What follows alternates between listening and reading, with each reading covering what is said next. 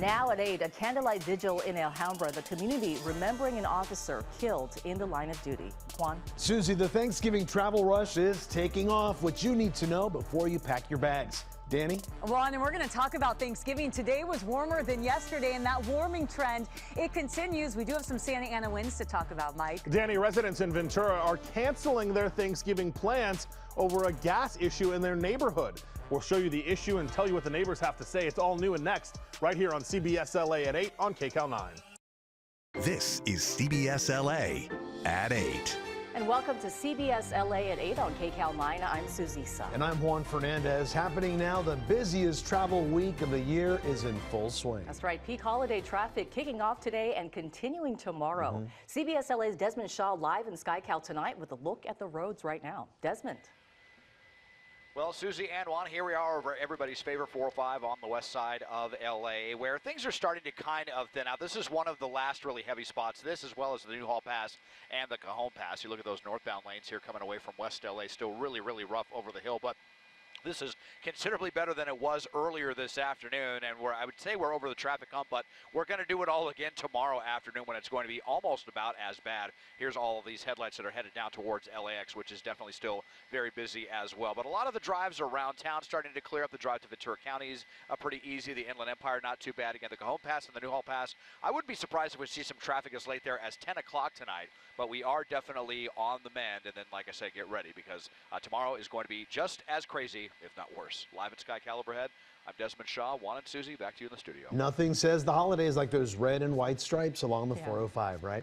All right, to next weather now, and we've got a warm Thanksgiving ahead of us. Yeah, warm and windy, right, Danny? Yes, Susie, Juan, that's exactly right. We saw the winds out there today, and we are going to do it again tomorrow. And this is going to set the stage for a beautiful Thanksgiving. But why go anywhere? Why travel when you have temperatures like this? I mean, what a gift this is. We hit 81 degrees in downtown Los Angeles, 84 in Chino, so some gusty Santa Ana winds. That's what's warming us up here in Southern California, and that will continue to do so going into tomorrow. Let's take a look at our day in Corona. We'll start in the lower 50s. Chilly to start, but not for long, my friends. 70s by right around 10 o'clock, and then we'll get to the 80s once we get to the afternoon. Inland Empire, 81 degrees. That's the high for our warmer spots. Temperatures now running about 10 degrees above what's average for this time of the year. 79 in the valleys, 80 in LA and Orange counties, 79 for the beaches, 60s for the high deserts, and then we've got 50s over in the mountains. A big reason for this warm up, it's all because of these Santa Ana winds that have developed. So we're going to see it tomorrow morning, and it's for those hot spots that normally get the Santa Ana winds breezy to windy. So gusts between 25 to 35 miles per hour. Ventura County, LA County, our mountains, our inland valleys, also through the Inland Empire. This is going to set the stage for a warm Thanksgiving. And then I mentioned that chance for showers going into the weekend. I'm going to have an updated look at when you'll need that umbrella. We're going to break that down for you coming up next. All right, sounds good, Danny. Thanks. A solemn night in Alhambra during a candlelight vigil for fallen police officer Alex Sanders, killed in the line of duty. Sanders died last Thursday trying to join a police pursuit for a stolen car. He was killed when the suspect's car collided with his cruiser. A female passenger in the other car also died in the crash. The 28-year-old was with Alhambra PD for just 8 months and was remembered tonight for his dedication to the community. In our line of work, we talk often about courage, sacrifice, and service. Alec embodied those values effortlessly. But beyond the badge, he was a son, a brother, a friend, a fiance, and a part of our police family. The suspect leading the police pursuit has been charged with 2 counts of murder. Now to a sad update tonight to a horrific shooting in Baldwin Park that left 2 people dead and a young girl fighting for her life. CBSLA assignment editor Mike Rogers is at the desk now. Mike, late word tonight that the young girl died as a result of her injuries. Yeah, unfortunately, the Sheriff's Homicide Bureau providing that update tonight that the 10-year-old girl is the latest victim to die as a result of this shooting that happened in Baldwin Park. We'll show you some video of the house. Dark when we shot it, but certainly active the night before. This was happening last Monday, not yesterday, but the Monday before that, when the alleged alleged estranged husband came to the home looking for his estranged wife. She wasn't there, but the sheriff's department says he opened fire, shooting 2 other people inside of the home, as well as the 10-year-old little girl. Now, the 2 people that were shot at the home died there as a result. The little girl was rushed to a hospital where we were told she died on Thursday as a result of the shooting. Now, the suspect in the case took off from the scene and was later located in Anaheim. Police said he died by suicide there in the city of Anaheim. So after all of this, you have now 3 people dead, 2 elderly people, or 2 people in their 60s, and 1 person, the 10-year-old little girl, all died as a result of this. Sheriff's homicide investigators are still investigating the case, guys. All right, Mike, thank you so much. Another investigation underway tonight into a burglary at the Studio City home of music producer Benny Blanco's mom. A woman reported the break-in last night, the LAPD saying she locked herself in a bathroom. She told police she saw 2 masked suspects who took off when they saw her. Neighbors told us more needs to be done about crime in this area, while an expert shared tips on how to stay safe. Too many break-ins, a lot of break-ins in this area. In this neighborhood, there does seem to be more crime. And the problem about the crime that we're getting is that it's scary. Make sure if you're walking around your house, I would keep your phone with you, because you just never know when you're going to have to hit 911. One of the things that I like is to be proactive is when I'm not home, I'll leave a radio on in one of the rooms. Well, tonight the LAPD says nothing was reported stolen and the woman was not hurt. An arrest tonight in the case of a girl hit by a stray bullet while inside her family's Delray home. Officers returned to the apartment last night and took several people into custody. After questioning them, they tell us they arrested one of them for negligent discharge of a firearm. The 8-year-old girl was hit in the head by the bullet Sunday afternoon. She was taken to the hospital, but she is expected to be okay. The LAPD is seeing a spike in police shootings this year. Chief Jim McDonald told the police commission this morning there have been 39 of them so far. Now that's compared to 25 this time, same time last year. A major driver of this rise is a significant increase in suspects armed with firearms or highly realistic replica weapons. Now to the Inland Empire, where 73 people are displaced after fire ripped through a Rialto apartment complex. Among the victims is Elizabeth Gomez, who watched her apartment burn while she was at the hospital giving birth. She called her partner to go there right away, but it was too late. They had just bought new furniture to make room for their newborn. He called me right away and said, it's too late. And I started crying. And so I was just like, I was crying because not because the materialistic things, but it's like the memories. Firefighters say the fire started in the roof, then quickly spread across the attic, making every home unlivable and destroying all belongings inside. An electrical fire on a container ship in the port of Los Angeles has been contained, and water is no longer being poured onto the ship to keep the area cool. The fire broke out on the 1 Henry Hudson last Friday. 23 crew members made it out safely as 100 cargo containers burned. Firefighters' top concern was the dangerous materials that burned, including lithium-ion batteries. No injuries were reported. According to the LA Times, it took nearly 6 hours after the fire started before an order was issued for residents to shelter in place. 2 major metro stations in downtown LA had to be evacuated today because of an electrical fire. Someone at the Westlake MacArthur Park station reported seeing smoke just after 1 this afternoon. That station was evacuated along with the nearby 7th Street Metro Center station. No one was injured, but officials expect delays to continue into the night. Well, 'tis a season for entertaining and spending. How to save on utility bills this holiday hosting season. And the saga of stolen turkeys continues in Lake Elsinore, with a mad rush to restock for families in need. And Mike is back on the desk with the water emergency for the city of Ventura, a contamination alert cutting off one neighborhood's supply. I'm Jamie Yukas. Tomorrow on CBSLA on KCAL9, car prices are at a record high, and so is the amount of people defaulting on their auto loans. That's why it's important to take steps now so you don't end up part of those statistics. Don't miss consumer investigator Christine Lazar's report. That's tomorrow morning at 7 on CBSLA on KCAL9, where we'll see you each weekday from 5 until 11 a.m. The Turkinator is back for the Thanksgiving holiday. The Terminator and former California Governor Arnold Schwarzenegger pitched in to help at the 44th annual Miracle on First Street Turkey giveaway. 1,000 turkeys with all the fixins were handed out to inner city families at the Hollenbeck Youth Center. It's wonderful to be back every single time I come out here to the Hallenbeck Center, I always say on the end, I'll be back. Right? He made good on that promise. The partnership forged between Inner City Games and Hallenbeck Youth Center has given tens of thousands of disadvantaged and at-risk youth a second opportunity. New tonight at 8, residents in Ventura say they're canceling their Thanksgiving plans after the city told them they can't use their water.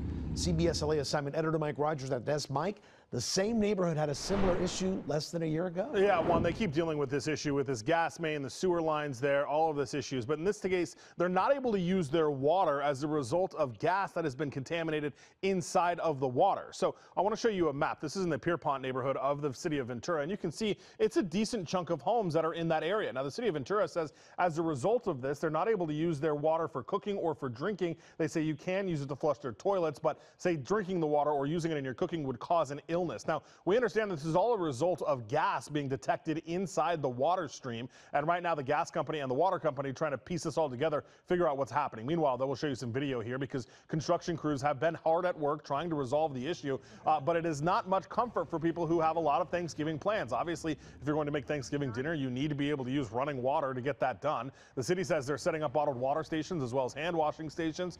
But some residents say it's not going to work for them for their Thanksgiving plans. Everything's canceled. We had 2 couples coming for 3 days, and they invited us down to their place, but no, we need to stay here and see what's going on. So that's our Thanksgiving. City of Ventura says they've got to wait for water tests to come back to determine when the water is safe to use again and to drink again. And as soon as they have those positive test results, they'll surely let residents know. But Juan, it's frustrating for these neighbors that have gone through situations similar to this before, and now this one's so close to Thanksgiving. Yeah, the timing couldn't be worse. Yeah. Okay, Mike, thank you very much. Well, we stayed dry today, but the recent storms brought a lot of rain to our area today. The LADWP said it has captured nearly 5.5 billion gallons of water since October 1st. That's enough water for almost 68,000 homes a year.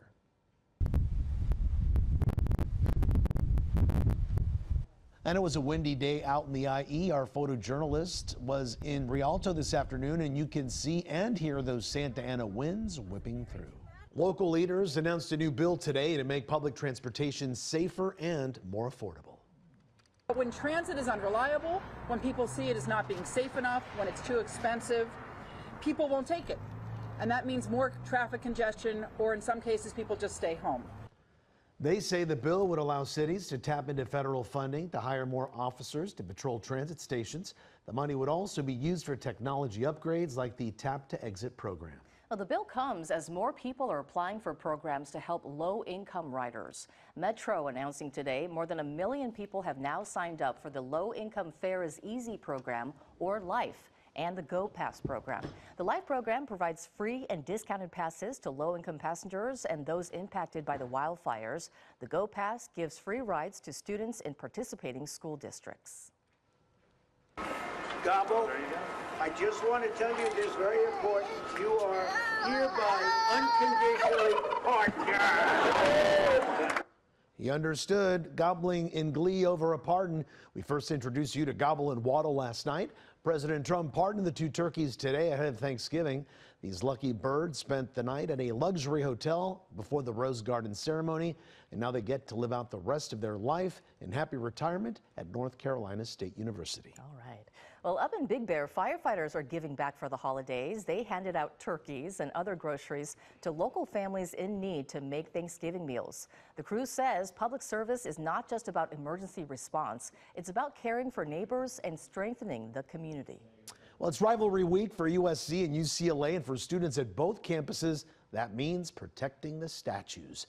In Westwood, the box is back protecting the Bruin Bear. Of course, someone painted a 6-7 on there because you can't go anywhere these days without hearing it. Yep. And over at USC, Tommy Trojan has his annual armor of duct tape to protect against any shenanigans. This year's game will be at the Coliseum, and if you're headed out there on Saturday, you can bring a new unwrapped toy for the CBSLA Cares Chips for Kids toy drive. Officers with the CHP will be collecting toys at FanFest from 12:30 to 4:30. But maybe if you can't make it there, here's a list of other drop-off locations this year. They're spread out across our area, from the Citadel Outlets and the Glendale Galleria to Walmart stores in both Santa Clarita and in Palmdale. And over the next few weeks, we'll be hosting live donation events, including Wednesday, December 3rd at Plaza West Covina. Juan, Danny, and Rutabaga will be there. And also be there, CBSLA ornaments also for anyone who donates as long as supplies last. And there will also be a petting zoo. We'll be there from 9 a.m. until 6:30 p.m. That's I'm very news to excited me. about that. Yeah. All right, Susie, thanks for breaking that one. And if you also, you can also help out by texting the word toys to 76278 or scan the QR code you see there on your screen to donate. And hey, if you're in West Covina next week, it's going to be a grand there's time. going to be a petting zoo. Yeah. Hey, my goodness. Make sure to come out and donate a toy. Who knew? Yeah. The cost of living in California is skyrocketing. A new report shows how much you'd have to earn just to afford a mid-tier home. And even staying home can be very costly these days. The secrets to saving on utilities this holiday season. And Mike on the desk with an update to a wild pursuit over the weekend that ended with a textbook pit maneuver. A Bay Area representative files a lawsuit against the director of the Federal Housing Finance Agency. Eric Swalwell took civil action against Bill Pulte in federal court today. Swalwell has accused the agency's director of violating the Privacy Act and the First Amendment. Swalwell claims Pulte abused his position by scouring databases at Fannie Mae and Freddie Mac for private mortgage records of prominent Democrats. The suit stems from Pulte's recent criminal referral against Swalwell to the Department of Justice for alleged mortgage fraud violations. Swalwell has denied the allegations against him, saying he denied any intent to make his D.C. home a primary residence. The House Democrat noted he remains a permanent resident of California. 200 people have signed up so far for a Thanksgiving turkey dinner in Lake Elsinore. The problem here, 500 turkeys were inside a budget truck that was stolen over the weekend. Yeah, organizers for the You Are Important Foundation say tonight they need 100 more turkeys that everyone can have a happy Thanksgiving, so that everyone can have a happy Thanksgiving. Thanks to community donations, they were able to buy hundreds of turkeys back. A recent study showed the cost of living here in California remains one of the highest in any state. According to the state's legislative analyst's office, mid-tier homes are more than twice as expensive in California, with average monthly payments at $5,500.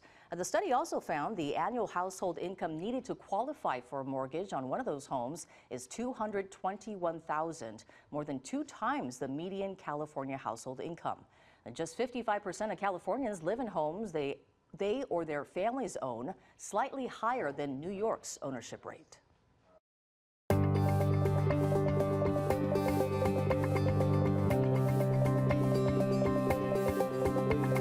Well, many people are living paycheck to paycheck in our state as they try to keep up with their utility bills. That includes electricity costs, which are more than twice the national average. Consumer investigator Christine Lazar is showing us ways to reduce those bills. Since 2010, the average annual residential energy bill has skyrocketed by more than 95%, according to state supplied data. And unlike other services, you can't shop around for the best deal, but you can take some fairly easy steps to cut costs. 'Tis the season to entertain, but when the party's over, you could be left with a higher than usual utility bill. But the happiest time of year doesn't have to be the most expensive. I think a lot of people think, like, what difference is it going to make if I change out my toilets or I change out my light bulbs? How much of a difference can it make? It can make a huge impact. You have to think about it in the way that every little thing you do is cumulative. They're not energy efficient at all. These are. The LADWP walked us through small steps you can take to make a big impact on your bill, starting with where you set your thermostat. Everybody wants to know, what is like the perfect temperature to be setting your house to? Well, we suggest in the summertime you put it at 78, and in the wintertime you put it at 69. And be mindful of which light bulbs you use. LED lights are energy efficient. Incandescent lights are not. If you ever go to touch the light, if it's cool to the touch, you know it's an LED light. The DWP gives out free energy efficient bulbs up to 20. and even more if you're a low-income customer. They also have a variety of rebates for energy-efficient appliances. So you're going to save money through the rebate, but also you're saving money because these run smarter. That's right. Every minute this is plugged in, you're going to be saving money. You can save money on your water bill, too. So let's talk about the toilet. What about this one? This toilet is using too much water. We don't recommend these toilets anymore. This is 1.6 gallons per flush. The DWP suggests a toilet that uses 0.8 gallons per flush, half of what this one uses. And its rebate program covers most, if not all, of what a new energy-efficient toilet will cost you. For your shower head, it shouldn't exceed more than 1.5 gallons per minute. The DWP also showed us how to check for insulation issues. What we see here is we see that there's some weather stripping around the door. Looks like we could remove it and replace it. Looks like it's getting old and it's weather. I don't know if it's really doing the trick anymore. We're also looking for holes, cavities where cold air or warm air can escape.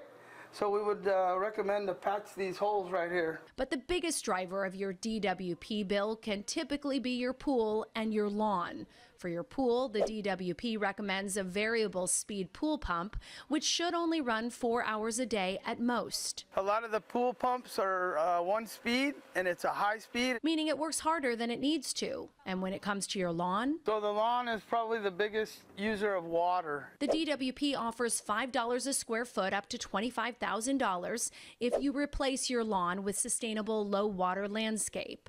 But if these options sound overwhelming, the DWP's Home Energy Improvement Program offers customers a free assessment at their home. They do the work for you. They will walk through, look at your lighting, they'll look at your appliances, they'll make recommendations, anything to help you save money, and they'll actually come back and set up a second appointment. Well, they'll help replace some of those things for you. The DWP wants everyone to know they do offer payment plans if you're behind on your bill. And if you're at risk of having it shut off, call them. They can offer a payment extension up to 24 months. They can also see if you're eligible for reduced energy costs if you're low income or a senior. Christine Lazar, CBSLA. Much needed relief in a volatile insurance market. Yeah, the insurance providers settling nerves for some California homeowners tonight.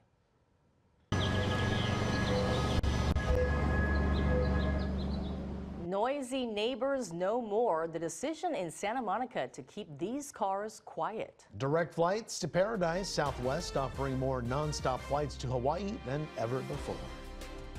Southwest Airlines is expanding its services out of the Burbank Airport. Yeah, starting next summer, travelers will not have to drive all the way to LAX to fly nonstop to Hawaii. The flight to Honolulu will be served by our newest aircraft. Those airplanes are both more economical, more ecologically friendly because they burn less fuel, and they're quieter. Well, the new planes will be receiving passengers from the airport's newest terminal that's now under construction. Those nonstop flights will start taking off in August. Southwest is also adding more flights out of Ontario International Airport. The daily nonstop service to Honolulu will start in June. The new service will double the number of seats available on the popular route.